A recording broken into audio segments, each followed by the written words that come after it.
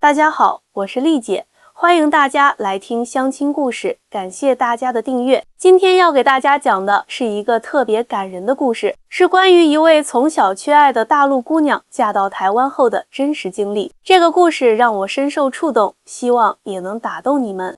小柔是我们婚恋平台上的一名会员。初次见面时，她给我的印象是安静、有礼貌，但眼神中总透着一丝忧郁。后来熟悉了，她才慢慢向我敞开心扉，讲述了她的故事。小柔出生在大陆一个小县城，从小就是留守儿童，父母常年在外打工，几乎没有时间陪伴她。小时候，她经常一个人在家，看着村里其他孩子被父母宠爱，心里特别羡慕。丽姐，你知道吗？小时候我最喜欢做的事就是站在邻居家窗外，看他们一家人吃饭时的热闹场景。小柔对我说这话时，眼睛里闪着泪光。更让小柔难过的是，因为家境贫寒，她在学校常常被同学歧视。我的衣服都是表姐穿剩下的，书包用了3年还是破的。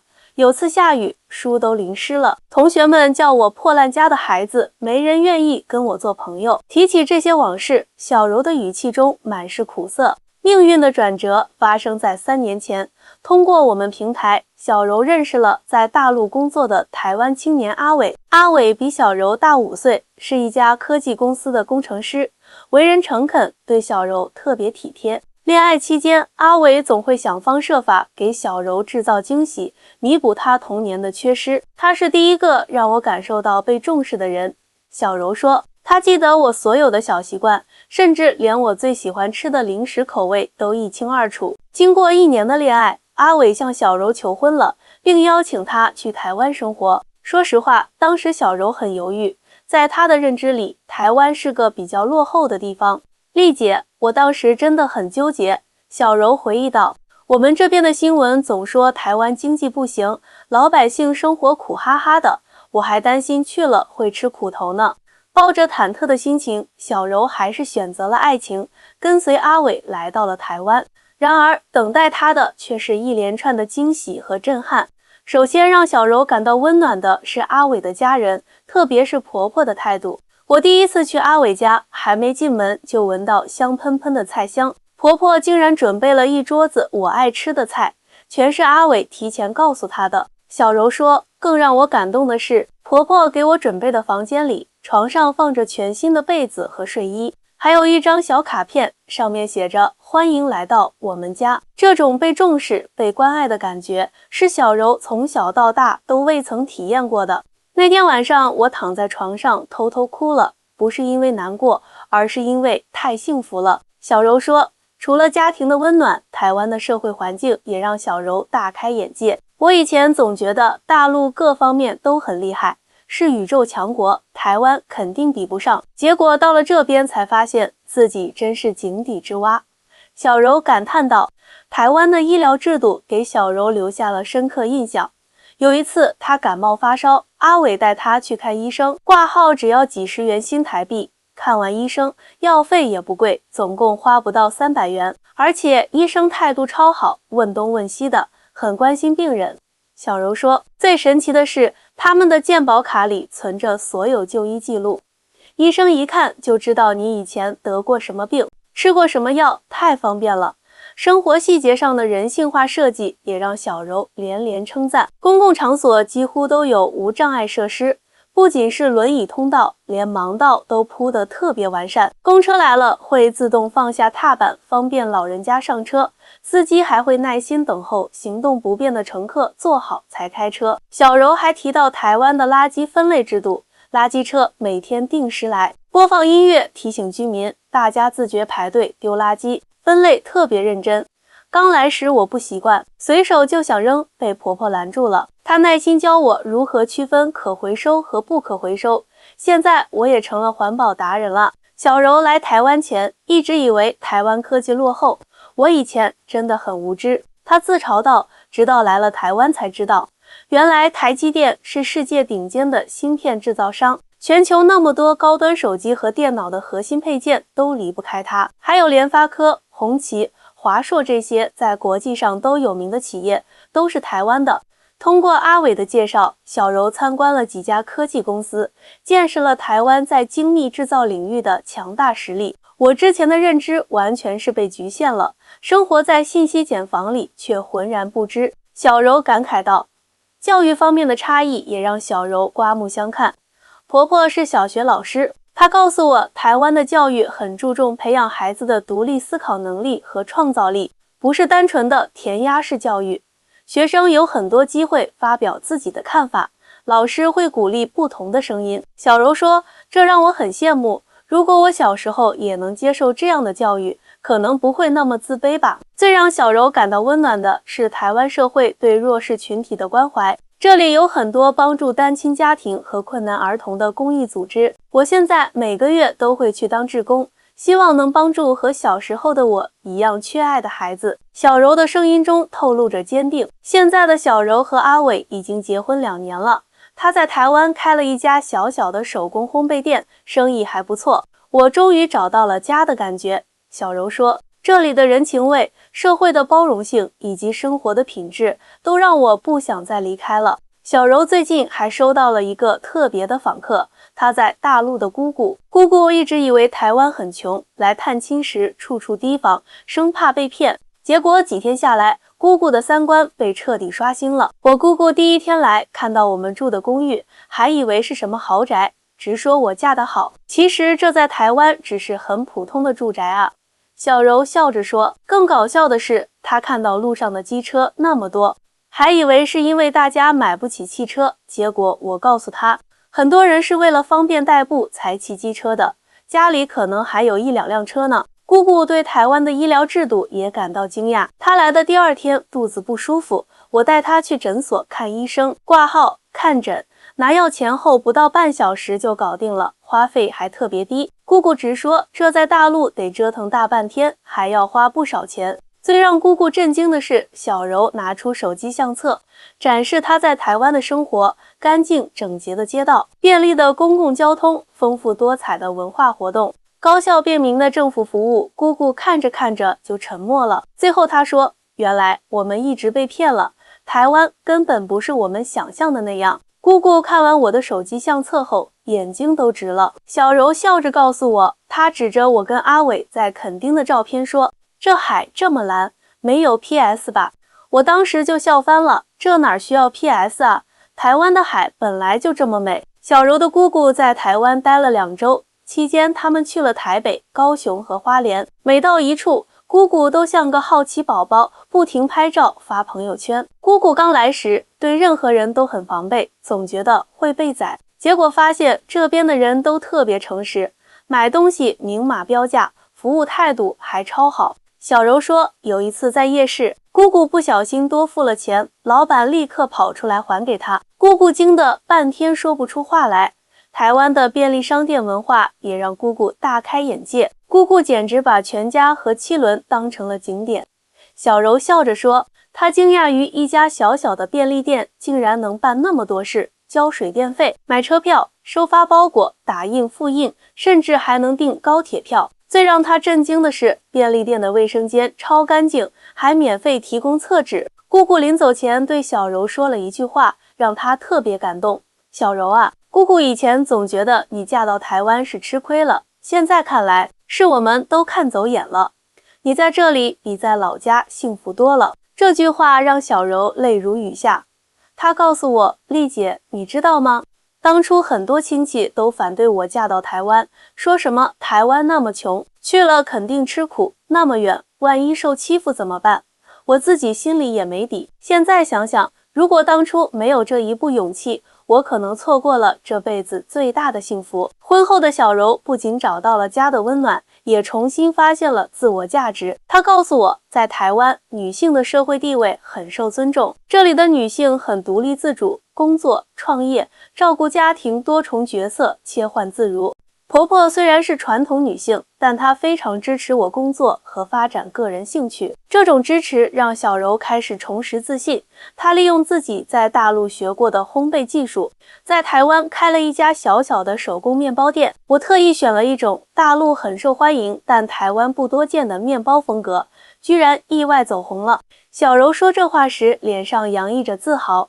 现在每天早上开门前就有客人排队等着买呢。小柔的店面虽小，但设计得很温馨，墙上挂着她和阿伟的照片，还有一些手写的顾客感谢卡。我想把这家店打造成有温度的地方。小柔说，就像台湾给我的感觉一样。在适应新生活的过程中，小柔也遇到了不少挑战。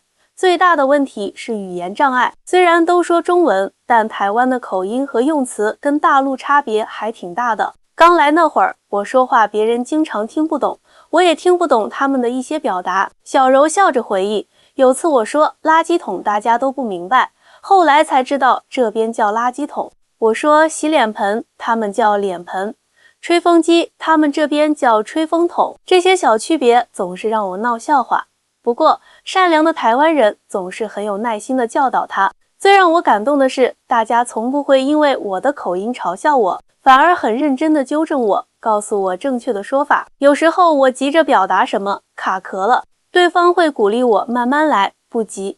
这种包容让我很快就融入了当地生活。在台湾生活久了，小柔发现这里的社会氛围与大陆有很大不同。这边的人做事很讲规矩，比如排队，从来没有人插队。无论是在百货公司、车站还是医院，大家都自觉排队，即使再着急也不会乱来。小柔说，刚开始我还不习惯，有次在超市看到前面没人，就直接上前结账，结果被礼貌地请到队尾去，我当时好尴尬啊。交通秩序也让小柔深有感触。台湾的司机超有礼貌，见到行人会主动减速让行，斑马线前车辆必停，这在大陆很多地方可不多见。小柔说，我记得刚来那会儿过马路总是特别紧张，习惯性的小跑。阿伟笑话我干嘛跑啊，又没人追你。现在我也学会了从容的过马路，因为知道车辆会让人。谈到环保意识，小柔更是赞不绝口。台湾的垃圾分类真的做得超好，不仅分可燃垃圾和不可燃垃圾，还有厨余、塑料、玻璃、纸类等细分类别，每个家庭都有专门的分类桶，回收率特别高。小柔说，最特别的是，这边很多超市和便利店都不提供塑料袋，大家自己带环保袋购物已经成为习惯。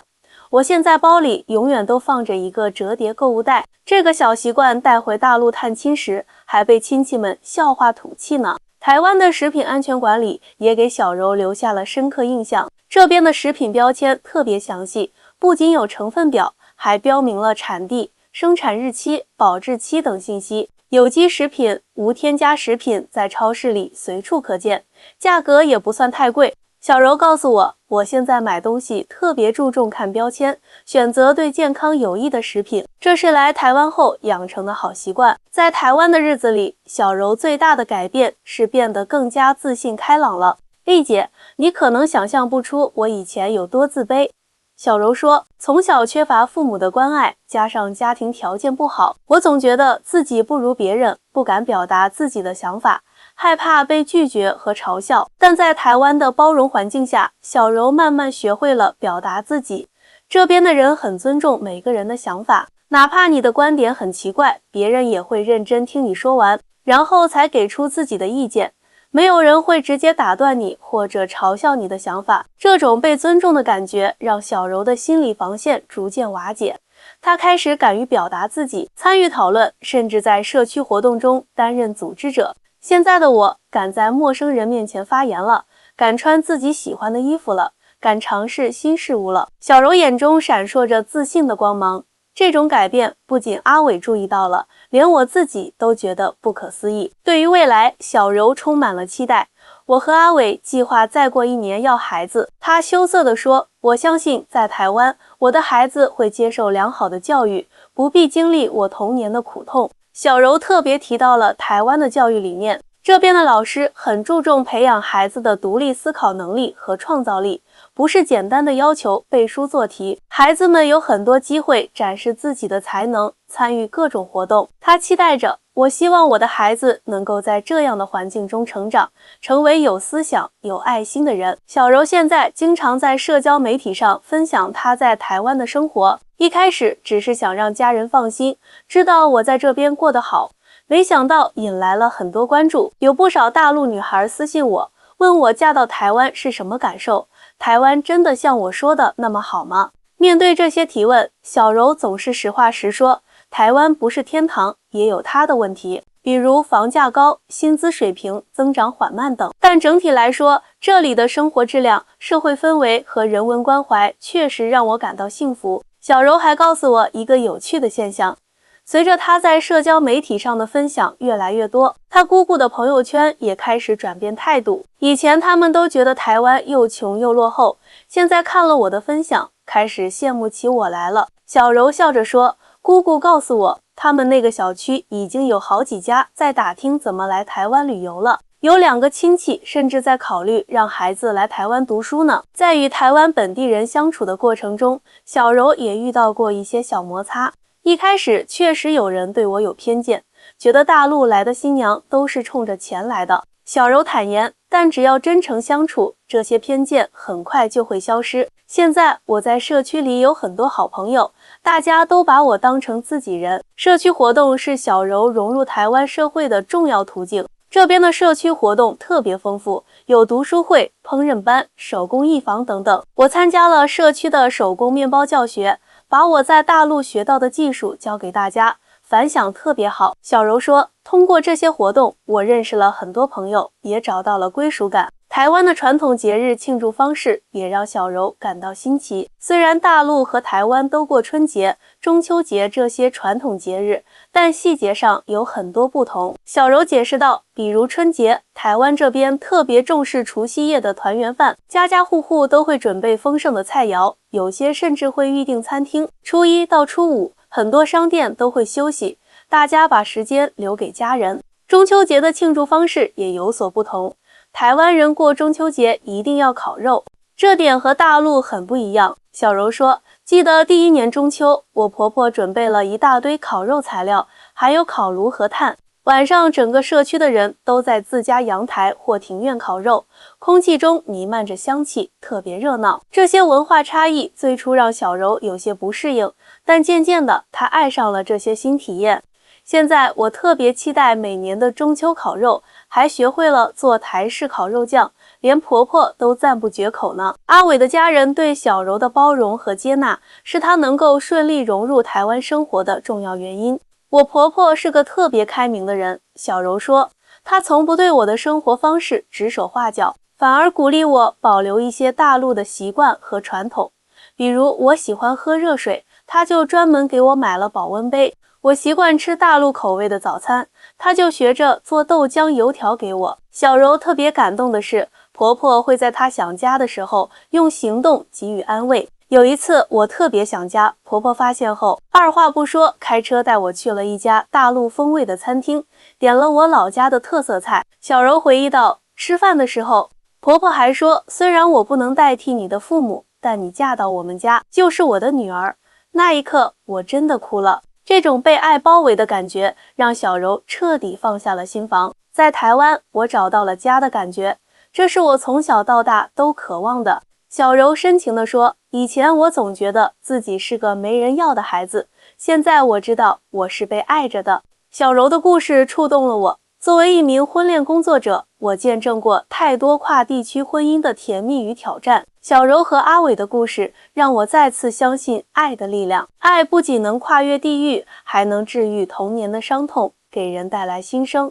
小柔的经历也让我思考，我们对一个地方的认知往往受到各种信息源的影响，有时候这些信息可能是片面的、扭曲的，只有亲身体验才能获得真实的认识。在讲完小柔的故事后，我收到了许多网友的留言，大家都被她的经历深深打动。有人说这个故事改变了他们对台湾的印象，也有人被小柔从自卑到自信的转变所鼓舞。今天我想再补充一些小柔告诉我的细节，让大家对她在台湾的生活有更全面的了解。小柔最近告诉我，她已经适应了台湾的随手做环保的生活方式。丽姐，你知道吗？现在我出门逛街，如果买了饮料，喝完会自觉找分类垃圾桶，如果找不到，我宁愿把空瓶带回家再扔。小柔笑着说，这在大陆时想都不会想的事，现在已经成了习惯。台湾的垃圾分类确实做得很细致。小柔告诉我，她家里有4、5个不同的垃圾桶，专门用来分类。最神奇的是厨余回收。小柔说，剩菜剩饭不是直接扔掉，而是集中回收制成堆肥。我婆婆家有个小花园，就用这些堆肥种菜，特别环保。除了环保意识，台湾的公共秩序也让小柔印象深刻。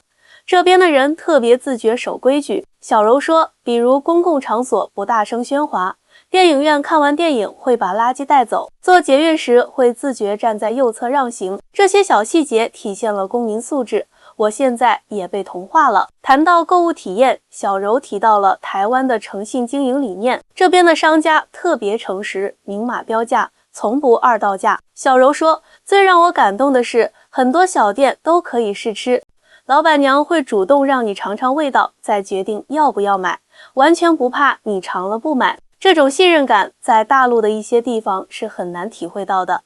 饮食文化的差异也让小柔颇有感触。台湾人对食物安全特别重视。小柔告诉我，超市里的肉类、蔬菜都有详细的产地标识，很多还标明了生产者信息。有次我买了一袋本地小农种的高丽菜，包装上竟然有农户的照片和联系方式，感觉特别亲切。在医疗保健方面，台湾的全民健保系统给小柔提供了很大的安全感。来台湾第3个月，我就拿到了健保卡。小柔说，有了这张卡，看医生特别方便又便宜。最重要的是，生病不用担心看不起，这在大陆是很多人的心病。小柔还提到，台湾医生的服务态度非常好，医生会耐心解释病情和用药注意事项，从不催病人快点说完。小柔回忆到，有次我感冒去诊所，医生问了很多细节，还叮嘱我回家后怎么照顾自己。这种被重视的感觉真的很暖心。交通便利也是台湾生活的一大特色。虽然台湾地方不大，但交通网络特别发达。小柔说，高铁、台铁、捷运、公交车、出租车构成了完整的交通网络。从台北到高雄，高铁只要1个半小时就到了，比大陆很多相近距离的城市间交通还方便。小柔刚到台湾时，最担心的是语言问题。虽然都说中文，但台湾用语和口音确实和大陆有差异。小柔说，比如我们说土豆，台湾叫马铃薯；我们说西红柿，这边叫番茄；出租车这边叫计程车。一开始真的听得一头雾水，不过善良的台湾人总是很有耐心地帮助小柔适应。大家从不嘲笑我的口音，反而觉得很新鲜。小柔笑着说，我婆婆还特意做了一张大陆和台湾常用词对照表，贴在冰箱上，方便我学习。现在我已经能自如切换两边的说法了。人情味是小柔在台湾感受最深的。这边的邻里关系特别和谐。小柔说，我们小区有个群，大家会分享自家种的水果、蔬菜，或者一起组织活动。有次我感冒卧床，邻居阿姨得知后，专门煮了一锅姜汤送来。这种温暖让我这个异乡人感到被接纳。小柔现在已经有了一群固定的朋友圈，其中不乏台湾本地人。我们每周都会聚会，一起吃饭、看电影或者去郊游。小柔说，他们从不把我当外人，还经常带我去体验道地的台湾生活，比如带我去夜市吃小吃，教我说台湾俚语，带我参加当地节庆活动等。对于未来，小柔有了新的规划。我想在台湾念大学，她告诉我，阿伟非常支持我继续学业。他说，知识能让人更自信。我已经开始准备入学考试了，希望能学习烘焙相关专业，为我的面包店打下更坚实的基础。临近结束采访时，小柔对我说了一句话，让我很感动。丽姐，谢谢你当初鼓励我勇敢追爱，如果没有你的支持，我可能不会有勇气嫁到台湾，也就不会有今天的幸福生活。我告诉小柔，作为一名相亲红娘，我最大的心愿就是看到每一对有情人终成眷属，找到属于自己的幸福。小柔和阿伟的故事，正是对我工作最好的肯定。我是丽姐，我们下期再见。